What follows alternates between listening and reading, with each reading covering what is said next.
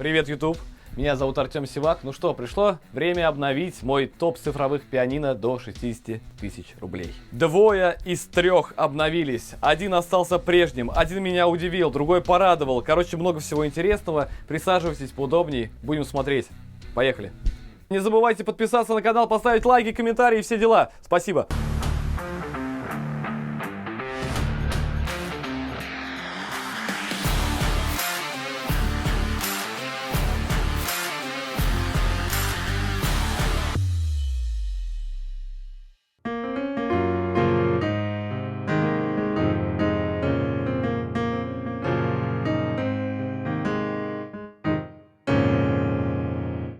Итак, Casio Privia PXS.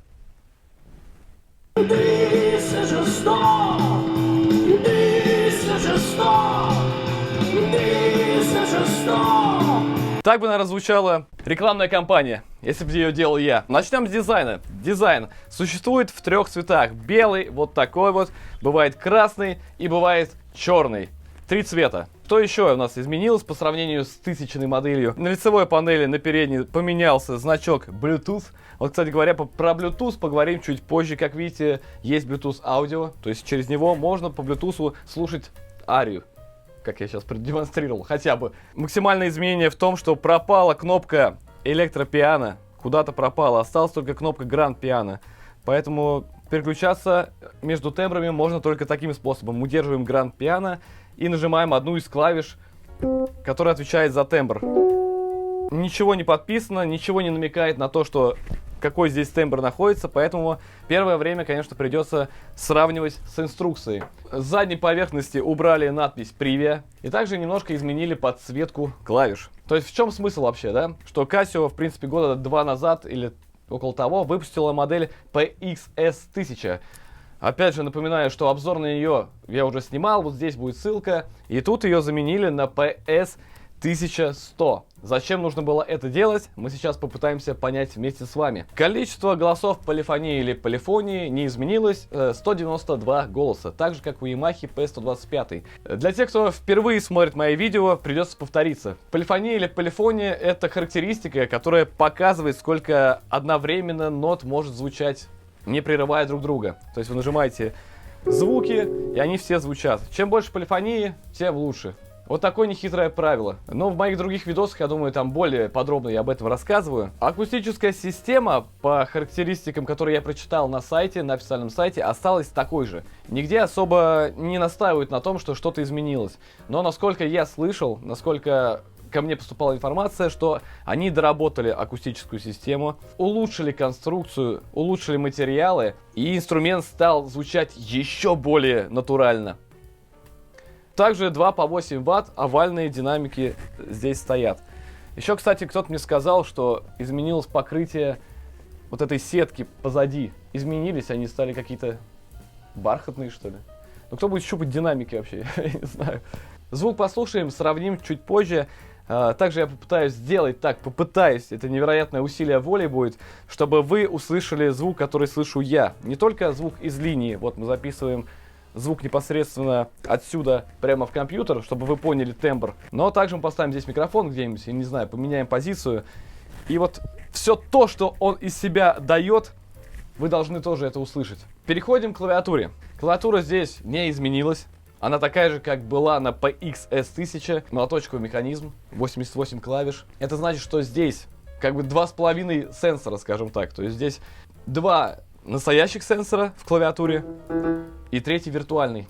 Хорошо это или нет, но как бы по факту Casio продвигает, что здесь 3 сенсора. Но на самом деле мы знаем ответ. И тут мы переходим к откровению, которое меня настигло и теперь никак не отпускает. Я не знаю даже, если вы не хотите, чтобы ваш мир рушился, перемотайте чуть-чуть это видео, минут на 5. Я нечаянно, совсем случайно посмотрел видео одного, наверное, американского коллеги.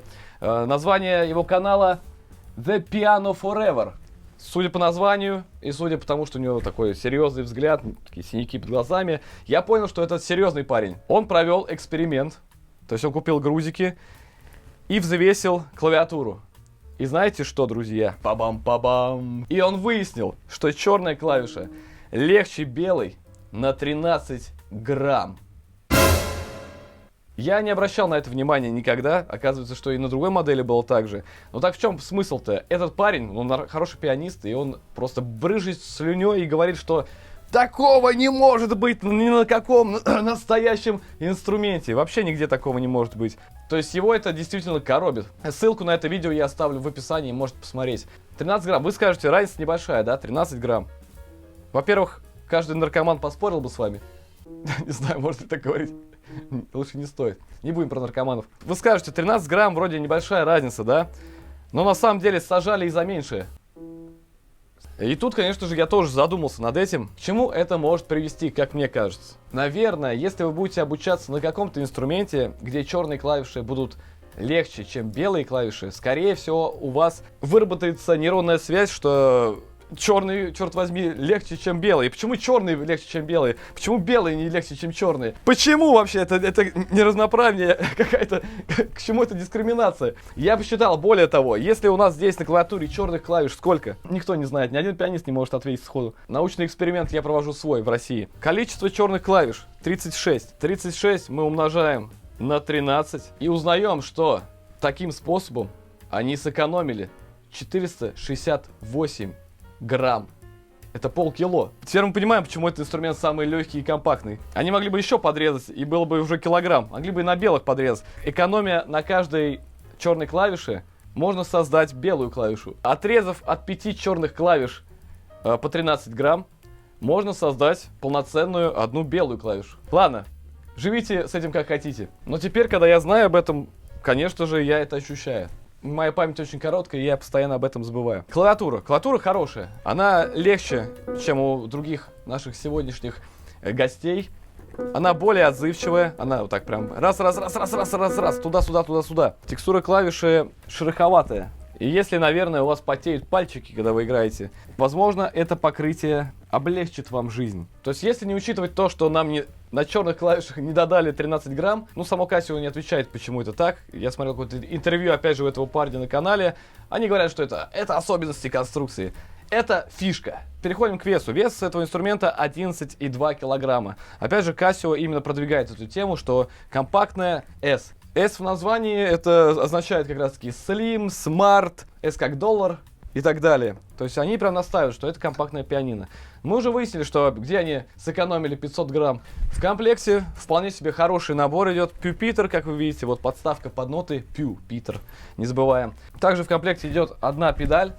Вот, пожалуйста. Позже ее можно будет заменить на трехпедальный блок, если такая необходимость будет. И, конечно же, в комплекте идет то, ради чего, наверное, и было все это обновление. Это безумное новаторское решение. Это Bluetooth адаптер MIDI.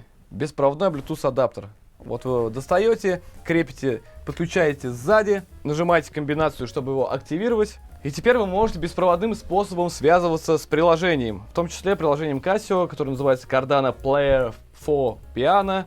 Оно дает вам возможность управлять пианино, оно дает вам возможность менять различные установки, резонансы и так далее. Здесь, конечно же, есть демпферный резонанс, демпферные призвуки, резонанс струн. И вот они говорят, что в этой модели они доработали и сделали его еще лучше. Входы, выходы. Конечно же, сюда можно подключать наушники. Вот они спереди, два выхода. Позади у нас выходы под питание, под стереопару, под педальный блок, под одну педаль. Также, естественно, есть возможность подключать этот инструмент как MIDI-клавиатуру к компьютеру. Для этого есть выход. И в этой модели они избавились от аудиовхода 3,5 мм. Послушаем динамику.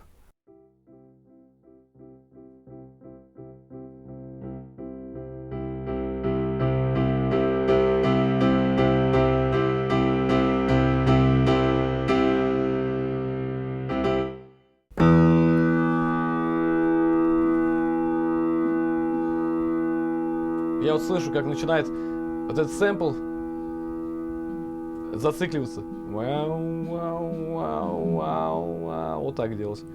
Ротори эффект. И почему такая длинная нота?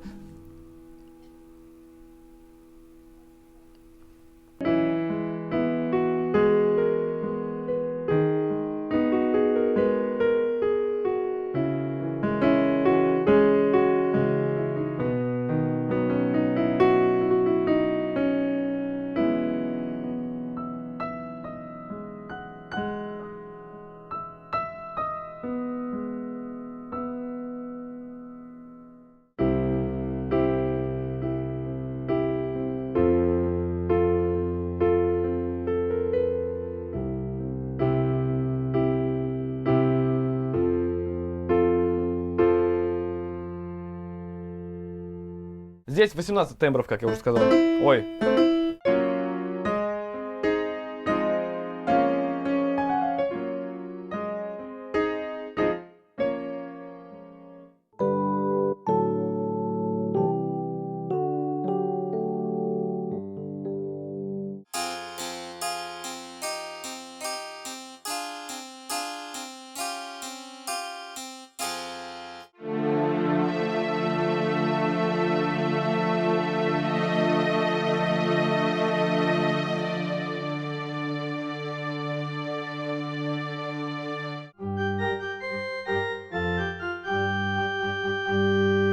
Естественно, клавиатуру можно делить на две части.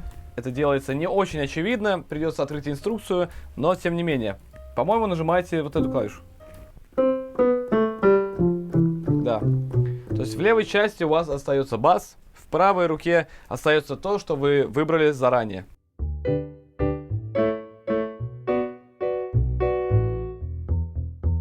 Но опять же, все это вы можете делать, просто скачав приложение Casio и прямо с телефона выбирать, регулировать настройки, модели помещения, все что угодно, кроме аккомпанемента, там есть.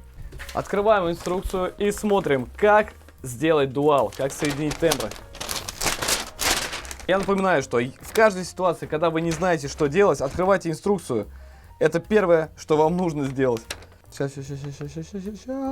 Я не понимаю, вообще не врубаюсь. Уж эти инструкции. Пленка не бесконечная. Короче, сейчас так сделаем. Ох, спустя примерно 30 минут и 2000 звонков выяснили, как это делается. Наложение тембров. Внимание, показываю один единственный раз. Удерживаем грант и нажимаем до 4. Фу. Это было нелегко.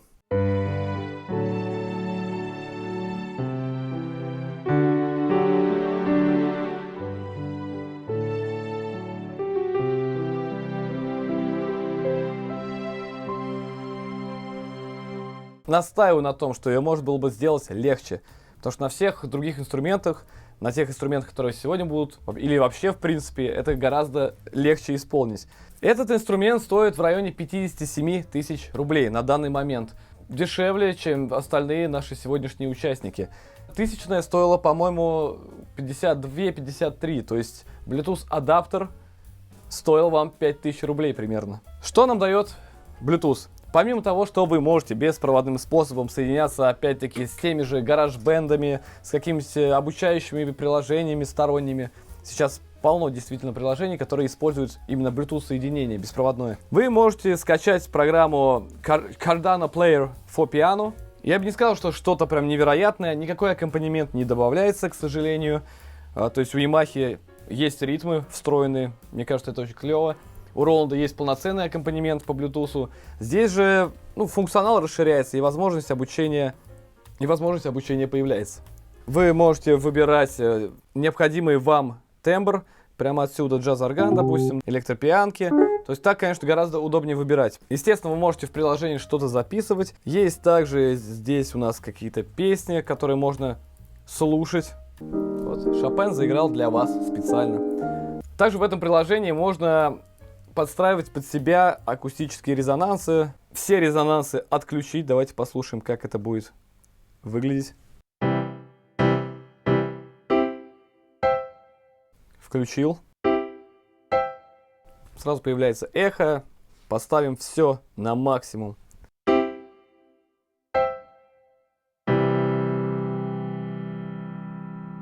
Более детальное звучание каждого инструмента, как я уже сказал, на всякий случай повторюсь, мы сделаем в конце видео.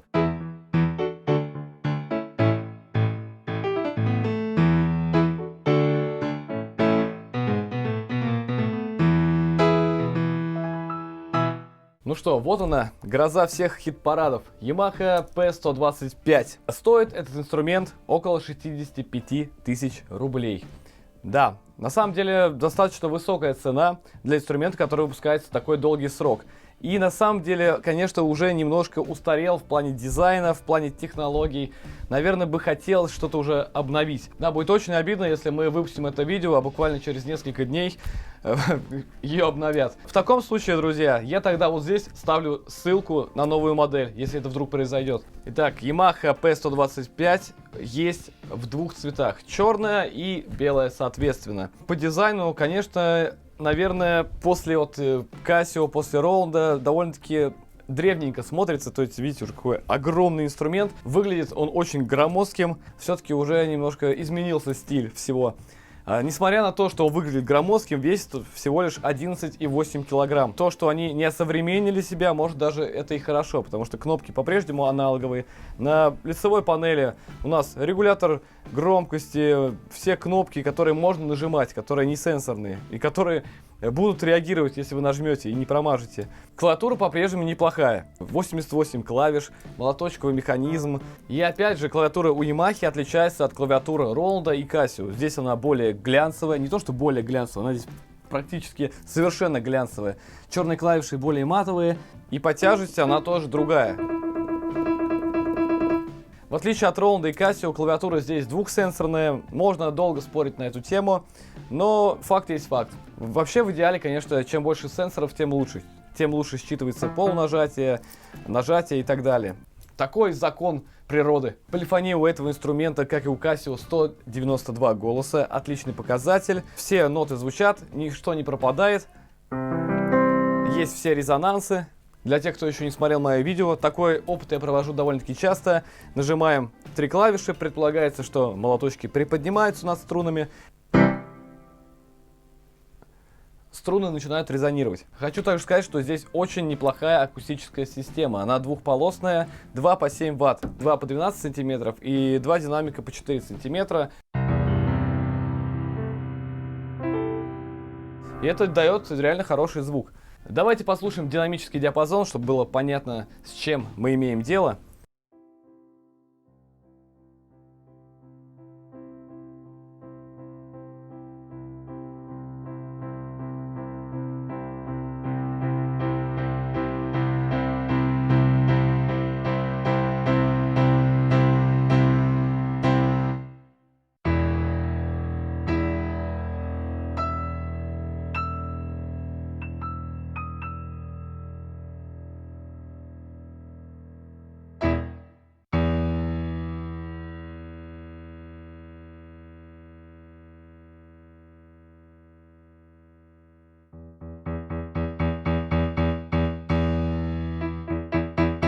На борту этого инструмента 24 дополнительных тембра, электропиано, органы, клавесины, струнные. Мне нравится, что все очень удобно выбирается. Вот прям нажимаете, никаких там заморочек.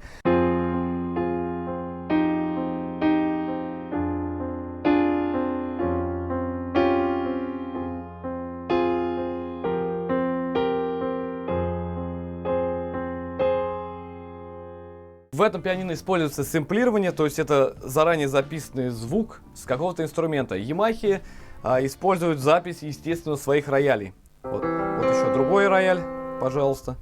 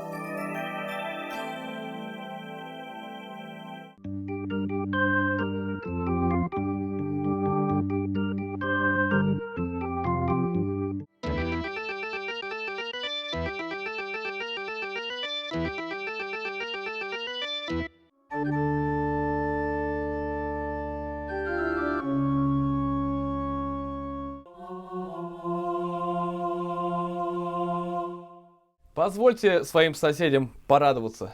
Также, нажав кнопку плюс бас, мы можем добавить бас в левую часть.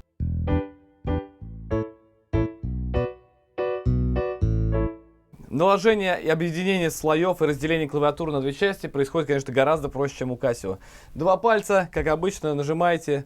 Вот я соединил, да? Наша любимая.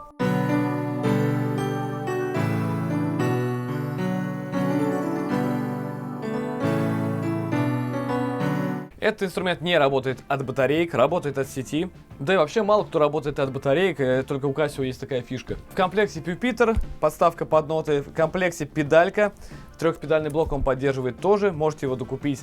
Также в комплекте адаптер питания, ну и сам инструмент. Опять же, вам решать, либо вы докупаете X-образные ноги, либо докупаете деревянные подставки. И то, и другое имеет место быть, в том и другом есть свои плюсы. Здесь есть ритмы.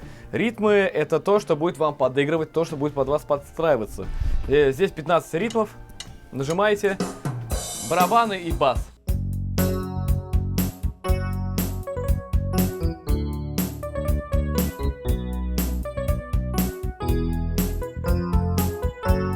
Для вас, к вашим услугам, 15 встроенных ритмов. Несмотря на то, что Bluetooth здесь нет, можно взять провод и с помощью провода подсоединиться к приложению. Smart Pianist называется приложение, ямаховское. И тогда уже с телефона можно будет управлять настройками этого инструмента. Там также есть, как и в принципе у других, какие-то нотные сборники. Можете заниматься, обучаться и так далее. Ну и так как приложение можно подключить только шнуром, естественно, я с этой задачей не справился. Потому что где я в 2021 году, на пороге 2022 года, найду шнур? Особенно, если у вас какой-нибудь там iPhone, да? Но нужно сказать, что и без приложения здесь все очень доходчиво и понятно. Все встроено, никуда лазить не надо. Конечно же, здесь подсоединяются наушники. Вот спереди два выхода по две пары наушников. На задней панели у нас по-прежнему актуальные входы и выходы. Выход на USB, опять-таки, чтобы подключать этот инструмент как MIDI-клавиатуру к компьютеру. На педаль, на педальный блок, на 3 педали, когда они вам понадобятся, если понадобится. На левый и правый канал для подключения внешней акустики, ну и на питание. Короче, вот такой вот инструмент вам тоже советую рассмотреть, прийти, пощупать, потрогать, послушать. Конечно, пора его уже обновить. И надеюсь, что это произойдет в скором времени. По дизайну, по технологиям, опять же, Bluetooth. В наше время он, как ни крути, уже, конечно, влияет на многое и используется во многих приложениях. Но я и думаю, что пора бы уже и клавиатуру тоже заменить и сделать ее, наверное, трехсенсорной, чтобы уже была вровень, так сказать, с другими конкурентами. Но здесь еще вопросы по поводу ценообразования у Yamaha, потому что этот инструмент стоит дороже всех. Оно, давайте по всем объективным показателям, если мы отбросим вот субъективность, да, что вам прям, допустим, очень нравится Yamaha, то характеристики здесь, наверное, проще всех. Как видите, по-прежнему актуальная модель, по крайней мере, пока Yamaha не выпустила ничего нового. Давайте слушать дальше.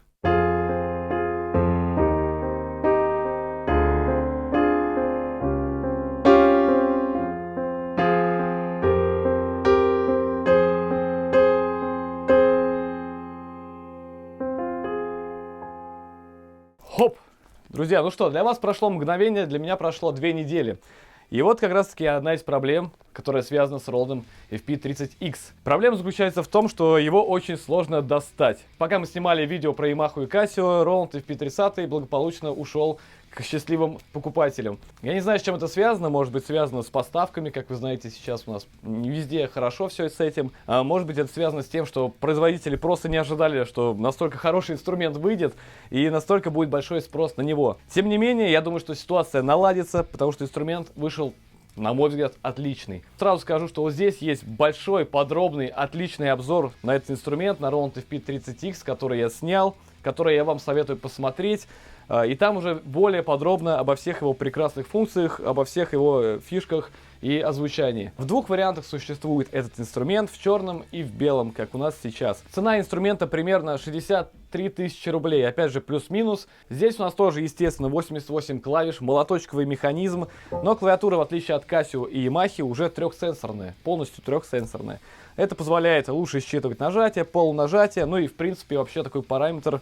Ну, лучше. 3 сенсора лучше, чем 2 сенсора, да? И опять же, тактильно она другая, и здесь тоже нужно выбирать под себя. У Yamaha она более глянцевая, у Casio шершавая. Здесь она матовая, под слоновую кость, под черное дерево. Ну и, наверное, потяжелее, чем у Casio и у Yamaha. Здесь полифонии 256 голосов. Увеличили так увеличили. Мощные динамики 2 по 11 ватт, объем по 12 сантиметров. Весит он примерно 14,2 килограмма. Но если вы человек сильный, если вы не предполагаете, что будете носить его постоянно куда-то на репетиции, на концерты, проблем с этим не возникает. В комплекте, опять же, как и у всех, идет одна педаль, которую бы я советовал вам сразу заменить на рояльную. Потому что, как оказалось, на такой педали, если у вас нога в носке, играть не очень удобно, больновато. Поэтому сразу рекомендую заменить либо на рояльную педаль, либо на трехпедальный блок. Также в комплекте идет пюпитр, вот как вы видите, и идет адаптер питания, ну и сам инструмент. Опять же, ваша задача, как и в случае с Yamaha и Casio, докупить какие-то стойки, либо X-образные, либо деревянные. На борту, опять же, здесь 56-55 встроенных тембров дополнительных, то есть органы, электропиано, и плюс остальные тембры, там порядка 200-300, открываются путем приложения. Здесь есть Bluetooth, Bluetooth аудио и Bluetooth MIDI. То есть вы можете подключаться к приложению, вы можете слушать через него любимую музыку. Здесь колонки отличные, и можно использовать ее как стереосистему. В отличие от других брендов, используется технология моделирования. Про эту технологию я уже много раз рассказывал. Опять же, вот в этом видосе, который я вам рекомендую много раз посмотреть, я там рассказываю более подробно. Смысл в том, что каждое нажатие выстраивается новая модель звука. То есть это не заранее записанный звук, отрезок звука, а именно здесь и сейчас. Итак, спереди выходы под наушники, под две пары наушников, позади выходы линейные на внешнюю акустику. Также есть выход на компьютер, естественно, вы можете подключать его как MIDI-клавиатуру. Также есть слот для подключения USB флешки, есть слот для подключения педали и трехпедального блока.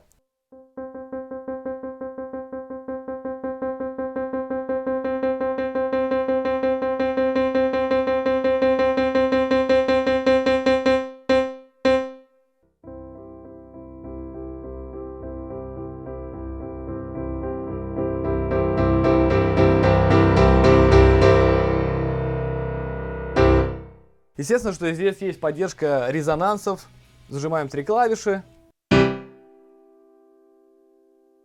И видите, резонанс струн в действии. Периодически читаю вопросы, а можно ли обучаться на таком пианино? Конечно, можно. Не то, что обучаться, вы можете начать, продолжить и закончить обучение на любом из 3 инструментов, которые я вам сегодня показал. Давайте послушаем регистры.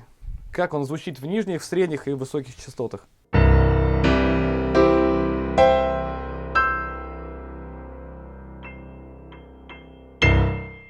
Ну и давайте послушаем основной тембр звучания.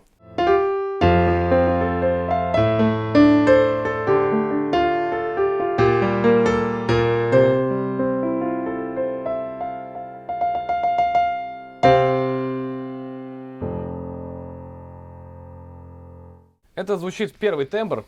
Там, я, как уже сказал, около 16 фортепианных, то есть они есть разные, да, пьяных фортепианных тембров. Легкое управление, опять же, что на приборной панели кнопки все аналоговые, то есть вы не промахнетесь, они все реагируют на нажатие, и все подписано, все понятно, как, где использовать и для чего все это нужно, да. Удерживаете кнопочку, нажимаете, меняете тембр.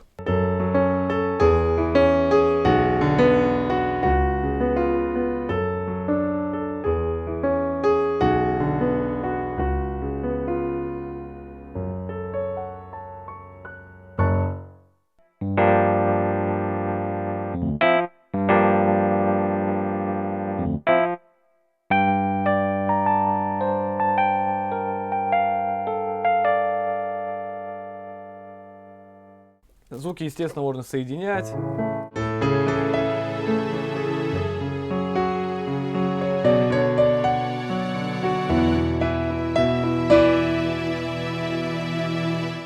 Опять же, можно, если нужно, разделять клавиатуру на 2 части. Вот.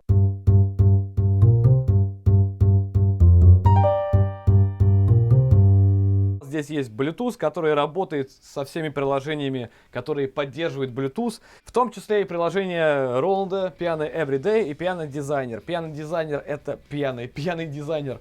Это приложение для более детальной отстройки звучания, то есть там вы можете управлять призвуками, вы там можете шум-деки, резонансы громче сделать, тише. А приложение Piano Everyday позволяет вам расширить функционал. То есть не так, как у Casio, да, что вы там можете немножко обучаться и немножко управлять инструментом. Здесь же довольно-таки глобальное приложение, то есть помимо обучалок, помимо развивающих всяких игр и упражнений, здесь добавляется аккомпанемент. Быстренько заходим, прям с ноги влетаем в приложение, выбираем тон, находим какой-нибудь синт, допустим, вот этот я хочу, Super Soul. Или электропиано, вот, электропиано. Включаем интересующий вас аккомпанемент. Ну, там пусть будет бит, поп, баллад, да?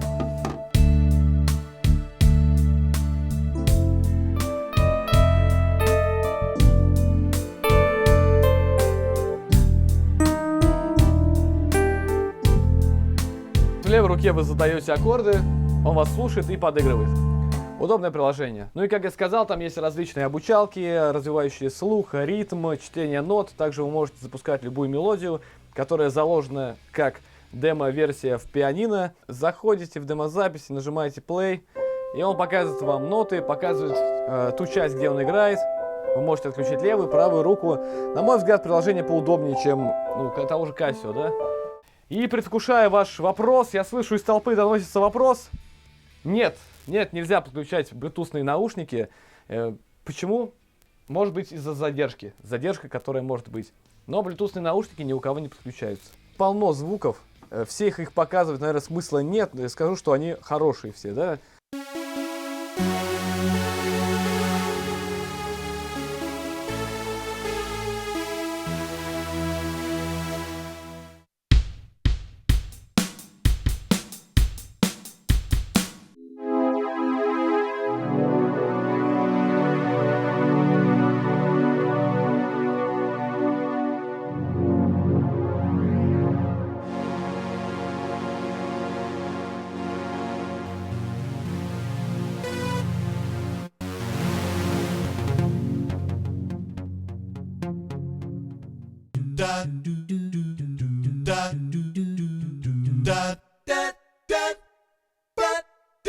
Ну и давайте перейдем к более детальному прослушиванию, лоб в лоб так назовем. Сейчас Олег подойдет и сыграет нам что-нибудь хорошее на этих инструментах. Мы сравним, склеим и послушаем.